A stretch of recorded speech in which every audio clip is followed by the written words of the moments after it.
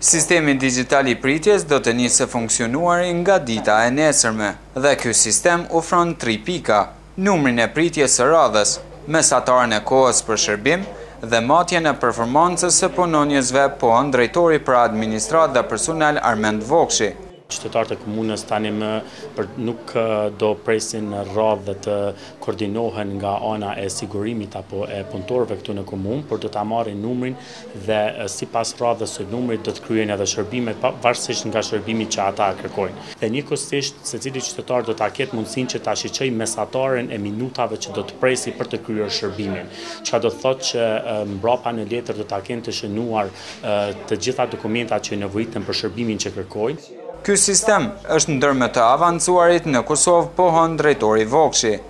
Prandaj si sistem I munduar që ta bëjmë më të avancuar me standardet bashkëkohore evropiane dhe besojmë që edhe qytetarët e komunës do ta shfrytëzojnë në mënyrën e mirëfillt të mundur.